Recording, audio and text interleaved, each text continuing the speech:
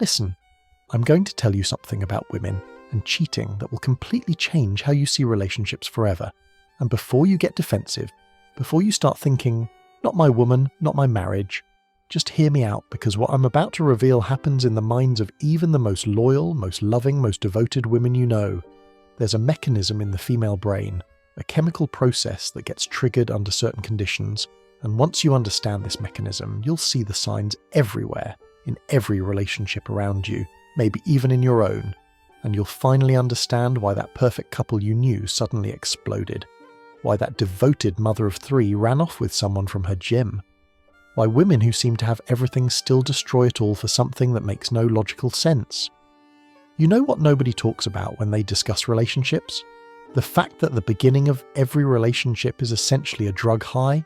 I mean literally, biochemically, your brain on cocaine and heroin simultaneously, flooding you with dopamine, serotonin, oxytocin, creating this cocktail that makes everything seem perfect, makes every touch electric, every conversation fascinating, every moment together worth recording in your memory forever.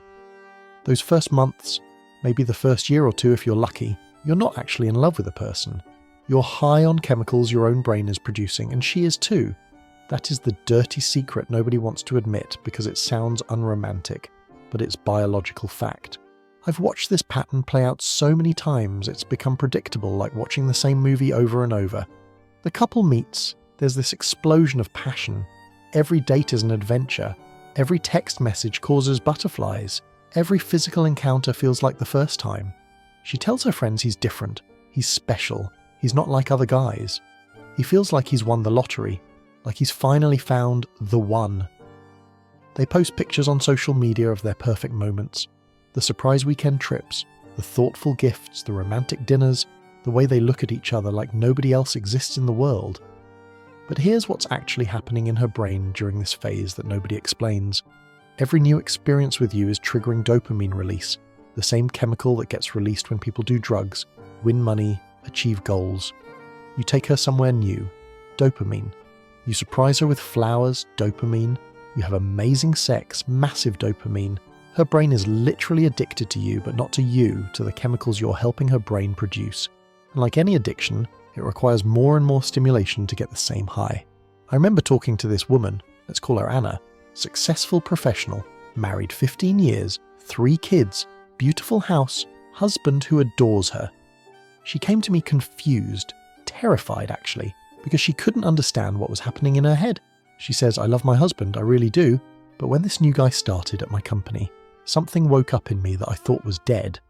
When he looks at me, when he laughs at my jokes, when he accidentally touches my hand passing documents, I feel like I'm 18 again. I haven't done anything, but I think about him constantly. What's wrong with me? What's wrong with her? Nothing. Her brain is doing exactly what it's designed to do, seeking novelty, seeking stimulation, seeking those chemicals that made her feel alive during the early days of her marriage. The new guy isn't special, he's just new. His attention isn't better than her husband's attention. It's just unfamiliar enough to trigger the old pathways that have gone dormant from routine. And this is where women's minds start playing tricks on them, creating justifications for feelings they don't understand. She starts noticing everything wrong with her husband. He's gained weight, he's always tired, he doesn't look at her the way he used to, he's more interested in sports than in her. These aren't new behaviours, she just never noticed them when her brain was flooded with bonding chemicals. Now that the chemicals have dried up, all she can see are the flaws. Meanwhile, the new source of attention, whether it's a co-worker, someone from the gym, an old friend who resurfaces on Facebook, this person seems perfect because her brain is only associating them with dopamine release. He makes her laugh. Dopamine. He compliments her new haircut. Dopamine. He remembers something she said weeks ago. Massive dopamine hit because her husband doesn't even remember what she said this morning. Time and again, I see women in this phase start rewriting the history of their relationship. Maybe I never really loved him. We got married too young. I think I settled. We're more like roommates than lovers. These aren't insights. They're rationalizations her brain is creating to justify the pull toward novelty. The same brain that once convinced her that her husband was her soulmate is now convincing her that he never was. But here's what's really happening in stages, and every woman who's ever cheated has gone through these exact stages whether she knows it or not. First comes what I call the glance phase. She notices someone attractive, maybe at work, maybe at the coffee shop, maybe at her kid's school. It's innocent, just noticing, the way you notice a nice car or a beautiful sunset. But that glance triggers a tiny hit of dopamine, so small she doesn't even register it consciously. You see, yes, this is where the trouble starts, because after 6 months, a year, 2 years, the same experiences don't produce the same chemical response.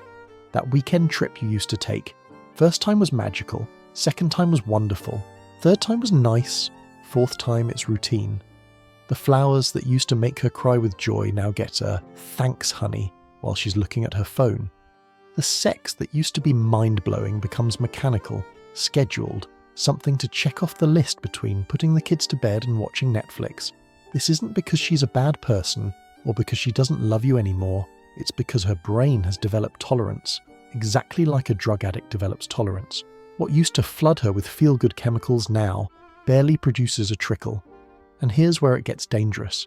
Her brain doesn't just accept this new normal, it starts looking for new sources of stimulation, scanning the environment for anything that might produce that hit of dopamine she's craving, without even consciously knowing she's craving it.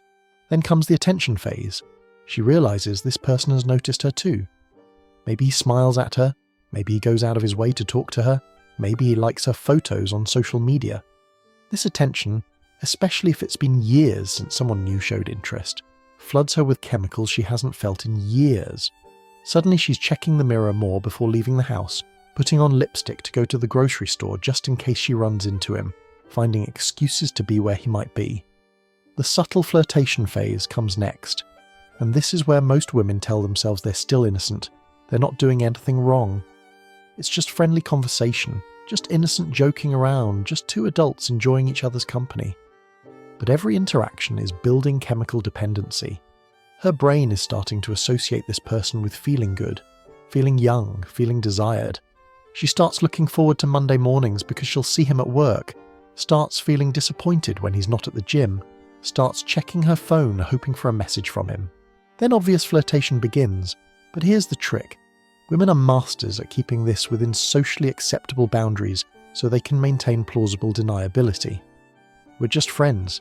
He's just being nice. I can't control if he has a crush on me.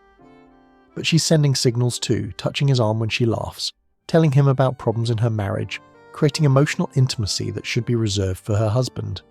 She's not technically cheating, but she's building the runway for it. I've observed this pattern countless times, and what's fascinating is how women rationalize each step. They're not consciously planning to cheat, they're just following feelings they don't understand, pulled by chemicals they don't know are controlling them. By the time physical infidelity happens, the emotional affair has been going on for months or even years, and in her mind, the physical act is just confirming what her emotions already decided. You want to know what's really sick about all this? Social media and modern communication have made this process 1,000 times more dangerous. It used to be that a woman might encounter maybe 1 or 2 potential sources of new attention in her daily life. Now, she's got hundreds of men in her phone who could provide that dopamine hit at any moment. An ex-boyfriend finds her on Facebook, a random guy slides into her Instagram DMs, a co-worker sends a flirty text, and suddenly, she's got multiple sources of the attention drug her brain is craving. Many people experience this but don't understand what's happening. That innocent catch-up message from an old flame triggers more excitement than anything their husband has done in years. Not because the ex is special, but because he represents novelty, possibility, the unknown, all things that trigger dopamine release. Her husband represents comfort, security, routine, all things that trigger oxytocin release. And here's the crucial point, oxytocin is the bonding chemical, the one that keeps families together, but it doesn't feel exciting, it feels calm, safe, maybe even boring. Women don't understand this chemical reality, so they interpret it as falling out of love. I love him, but I'm not in love with him, is literally just describing the transition from dopamine to oxytocin, from stimulation chemicals to bonding chemicals. But because nobody explains this, because romantic comedies and romance novels keep selling the lie that passion lasts forever, women think something is wrong with their relationship, when actually everything is progressing exactly as biology intended. It happens more often than people realize that a woman will destroy a perfectly good marriage, traumatize her children, blow up her entire life, for a feeling that will last maybe 6 months to a year with the new person before the same chemical transition happens again. Then she's sitting in her apartment, away from her kids half the time, realizing the new guy has all the same flaws as the old guy once the drugs wear off, wondering what the hell she was thinking. I knew this woman, let's call her Marina, who told me her story after her divorce. She said the affair felt like coming back to life after being dead for years. Every secret meeting was an adventure, every text was thrilling, every moment stolen from her regular life felt electric. She left her husband of 12 years, father of her 2 children, stable, good man for this feeling. 6 months later, she's living with the affair partner, and guess what? He leaves his dishes in the sink too. He also gets tired after work. He also stops noticing when she gets her hair done. Because the chemicals wore off and reality set in. But here's what really happens in a woman's mind during the cheating process that men completely miss. She's not just seeking sexual satisfaction, or even emotional connection. She's seeking to feel like a different version of herself. With her husband, she's a mother, a household manager, a responsibility bearer. With the new attention, she's mysterious, desired, unpredictable. She's not just cheating on her husband, she's cheating on her entire identity, trying to escape the life she built because that life doesn't provide the chemical high anymore. You see, yes, there are these women who become addicted to this cycle, what I call serial emotional cheaters. They're not necessarily having physical affairs, but they're constantly cultivating new sources of attention, maintaining multiple emotional connections, always having someone in the pipeline for when the current source stops providing enough stimulation. These women often don't even realize they're doing it. They think they're just being friendly, just being social, but watch their behavior. They light up when male attention arrives. They dress differently when they know they'll encounter it. They create opportunities for it to happen. I've seen it countless times where these women will have a roster of men orbiting them. The gym friend who's just a workout buddy, the work husband who's just a colleague, the ex who's just a friend now, the neighbour who just helps with household stuff sometimes. Each one provides a different type of attention, a different flavour of dopamine, and she manages them all like a portfolio manager balancing investments, never quite crossing the line but always dancing on it. The really dangerous ones are the ones who've learned to weaponise this need for attention. They know exactly how to signal availability without being explicit, how to create plausible deniability, how to make men compete for their attention while maintaining complete innocence. I can't help it if men find me attractive. I'm just being friendly. You're being paranoid and controlling. These women will gaslight their partners while building emotional connections that are intimate enough to destroy marriages but subtle enough to deny. What men don't understand is that women often start the cheating process years before anything physical happens. It starts with disappointment, moves to resentment, progresses to emotional withdrawal, then emotional availability to others, then active seeking of attention, then reciprocating attention, then building connection, then justifying the connection, then physical expression of what's been building for months or years. By the time she actually cheats physically, in her mind the relationship has been over for a long time. But here's the biological reality that nobody wants to talk about. Only about 10% of people, men or women, successfully navigate the transition from dopamine-based attraction to oxytocin-based attachment without major crisis. The other 90% either cheat, divorce, or resign themselves to quiet desperation, staying together for the kids, or because starting over seems too hard, or because they don't believe anything better exists. Those 10% who make it, they're not special or more moral or more in love. They just understand, either intuitively or through education, that the feeling change is normal, expected, even healthy. They don't interpret the loss of butterflies as falling out of love. They don't seek to recreate the early intensity through affairs or drama. They accept that Tuesday night watching TV in sweatpants is what real love looks like, not Friday night desperate passion in a hotel room. I learned this myself the hard way, through my own relationship disasters and watching countless others. The women who cheat aren't usually bad people. They're not usually even unhappy with their partners in any logical way. They're just chimps with smartphones, following biological imperatives they don't understand, making life-destroying decisions based on chemical reactions they interpret as cosmic signs. You want to know how to tell if a woman is likely to cheat? Don't look at how she treats you when she's high on new relationship drugs. Look at how she treats other people when there's nothing in it for her. Does she sacrifice for her family? Does she show up for friends in crisis? Does she honour commitments when they become inconvenient? Or does she always have an excuse, always have a reason why her needs come first, always find a way to make herself the victim when she doesn't get what she wants?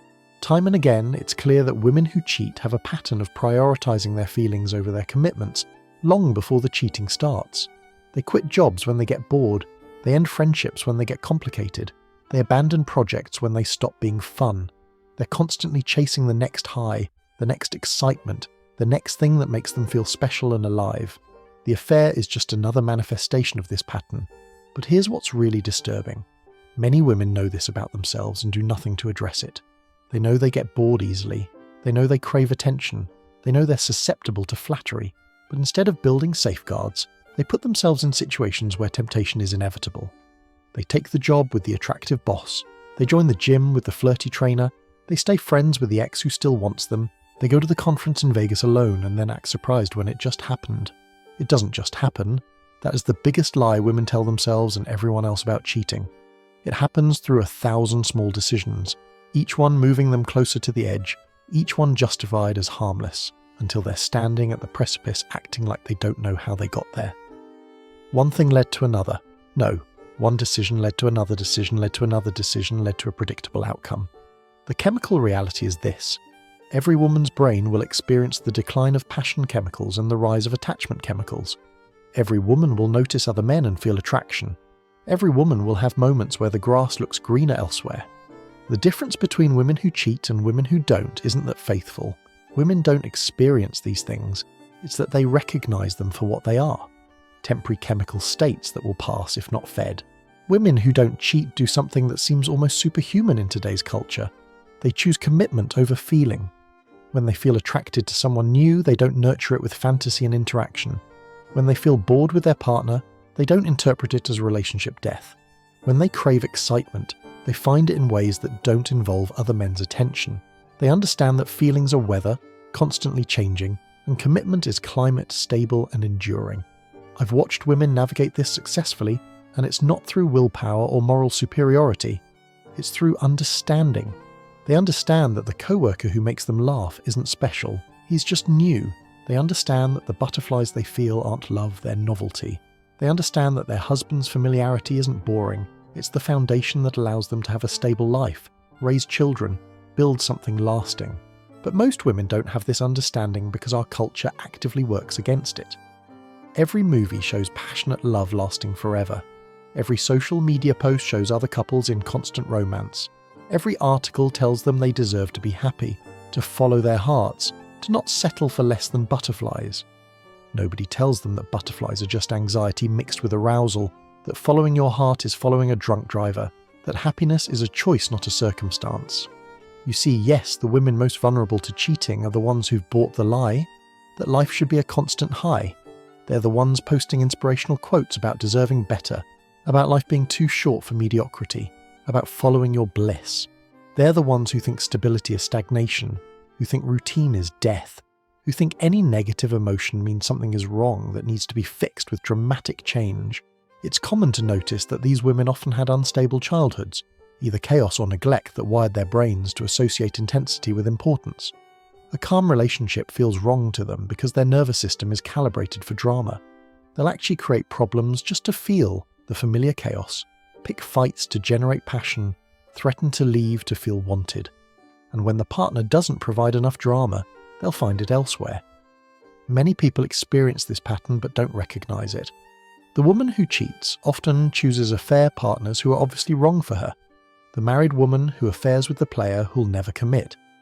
The professional who risks everything for the unemployed musician. The mother who abandons stability for someone who can't even take care of themselves. It's not logical because it's not about logic, it's about generating maximum chemical response.